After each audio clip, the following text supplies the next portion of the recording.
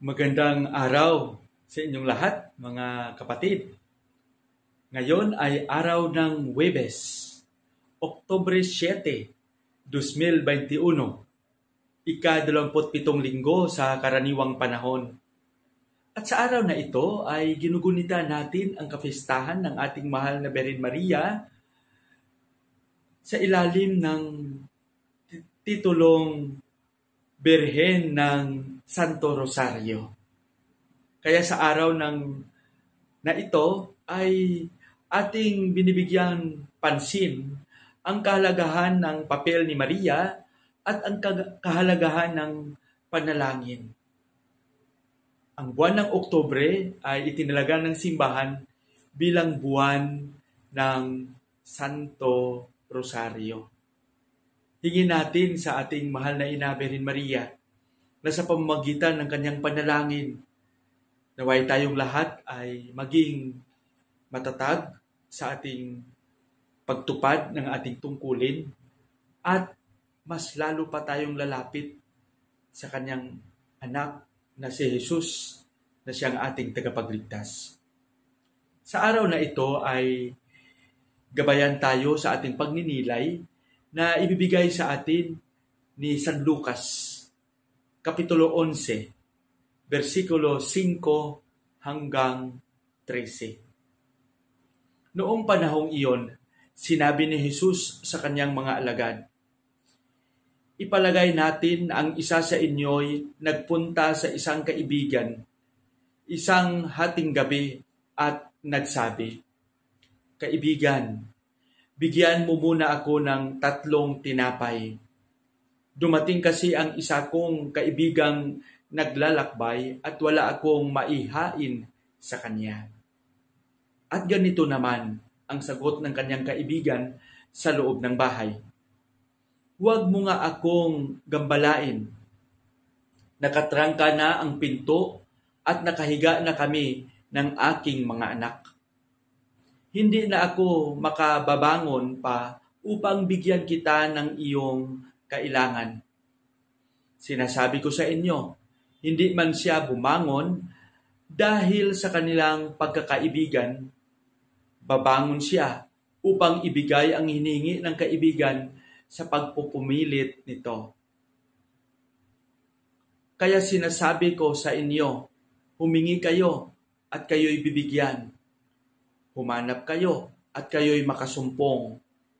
Kumatok kayo at ang pinto'y bubuksan para sa inyo.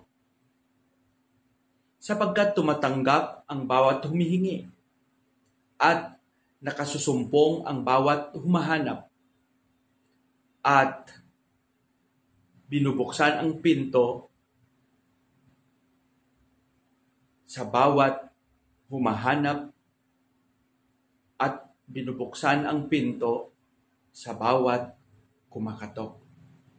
Kayong mga ama, bibigyan ba ninyo ng ahas ang inyong anak kung humihingi ng isda? Bibigyan ba ninyo siya ng alakdan kung siya ay humihingi ng itlog?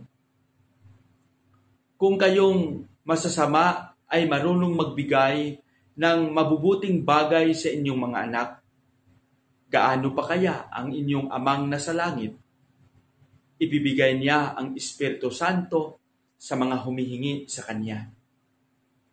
Ang mabuting balita ng Panginoon. Sa aking mga kapatid na sumusubaybay, naway nasa mabuti kayong kalagayan. Gaya ng sinabi ko kanina, ngayong araw, Oktubre 7, ay ginugunita ng simbahan ang pagkilala sa ating mahal na Birhen Maria bilang Ina ng Santo Rosario.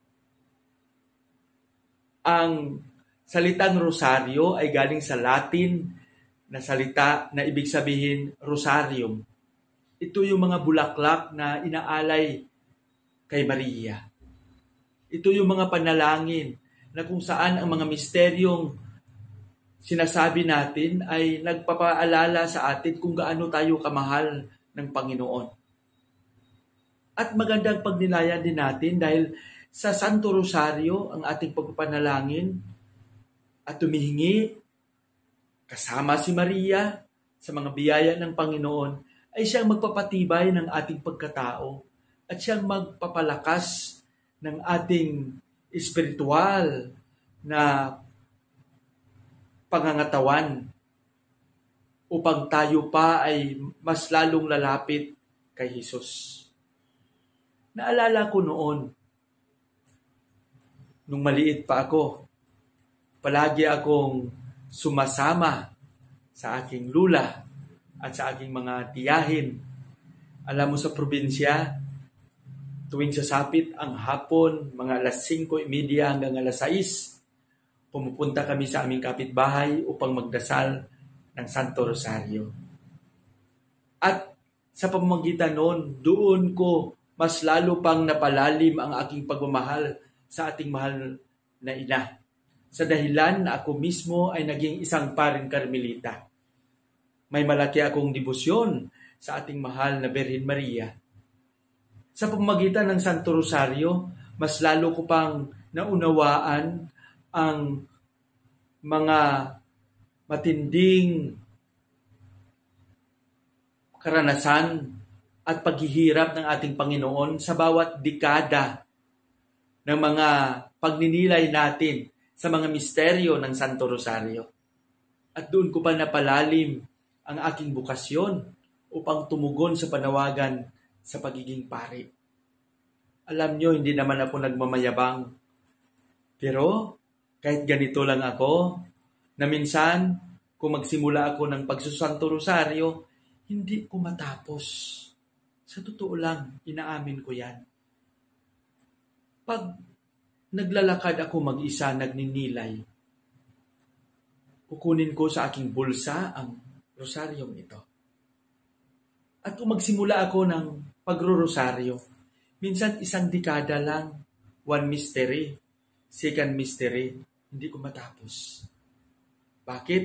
Hindi dahil pagod ako, kundi dahil sa karanasan ko minsan na habang nagdadasal ako ng rosaryo, pag may makita akong isang tao na makasalubong ko o tumatawag sa pangalan ko, ay binibigyan ko siya ng pansin.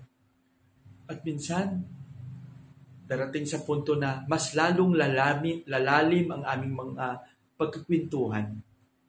At yan ang dahilan kung bakit hindi ko matapos ang aking pagsasanto Rosario. At malaki ang tulong nito sa akin. Dito ko kinukuha ang aking lakas. Dito ko kinukuha at dito ako nakapagnilay upang mas lalo ko pang balikan kung saan ako nagsimula. At dito ako humuhugot ng aking inspirasyon na magpatuloy bilang alagad ng simbahan sa pagiging pari. Kaya hinahamon ko rin kayong lahat, mga giliw kong sumusubaybay, na sana matuto rin kayong mag-Santo Rosario.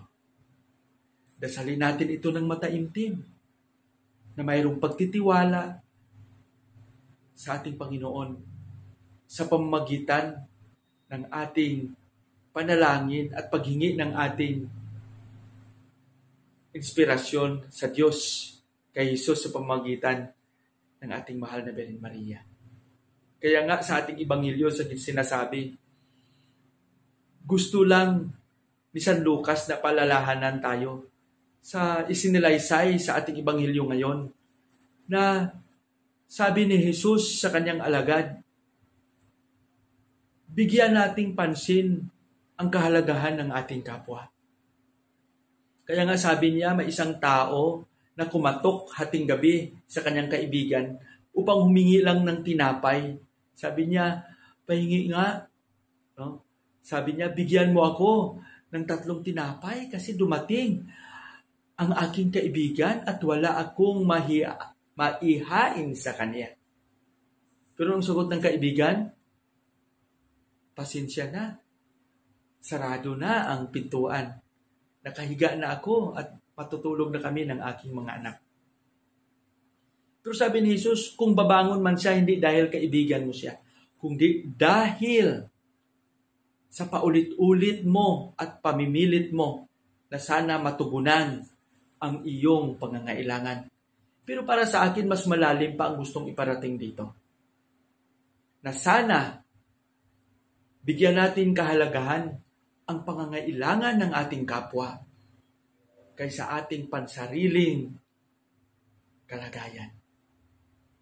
We have to offer sacrifice for the needs of others instead of our own comfort.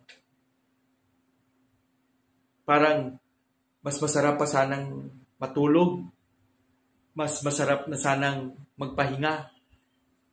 Pero wala akong magawa dahil narito ang aking kapwa na humihingi ng aking tulong. Para sa akin, magandang pagnilayan natin ito, mga kapatid. Gaya ng sinasabi ko, ang pagpapalalim ng ating relasyon sa Diyos, ang pagpatibay ng ating pakikipag-ugnayan sa Kanya, ay siya ring pagpapatibay at pagpapalalim ng ating relasyon at ugnayan sa bawat isa. Kung mahalaga si Jesus, mahalaga din ang ating kapwa. Naway sa panahon at sa buwan ng Santo Rosario, bigyan nating pansin ang sama-sama nating pagdadasal, ang pag-aalay natin ng panalangin sa bawat isa, lalong-lalo na sa ating kalagayan sa pandemyang ito. Let us pray for one another, lalong-lalo na ang mga kapatid nating mga frontliners, mga medical doctors, nurses, at lahat ng mga kapwa natin na mayroong kaalaman sa pangkalusugan. Ang ating mga kapatid na mga sundalo, mga kapulisan, na siya ring nagbibigay kahalagahan upang maprotektahan tayong lahat sa pagbabantay sa mga lansangan upang hindi na kumalat pa ang virus na ito. Let us offer one another a sacrifice by praying the Holy Rosary. Gaya nga ng sinasabi palagi, the family that prays together stays together. Naway sa ating pagpatuloy, sa ating pagpanalangin, matutunan nating magnilay sa pagmamahal at pag-ibig ni Jesus sa pamamagitan ng Santo Rosario. Nanalangin tayo na kasama si Maria, nating ina, upang tayong lahat ay lumapit pa sa ating Panginoon. Patnubayan nawa tayo ng ating Panginoon sa ating panalangin. Amang tagapaglikha, salamat sa mga biyayang binigay mo sa amin. Salamat sa pagbigay mo sa aming ina, Birhen Maria. Salamat sa biyaya ng pananampalataya. Salamat sa biyaya ng pagkikiisa at pagkikipagkapwa.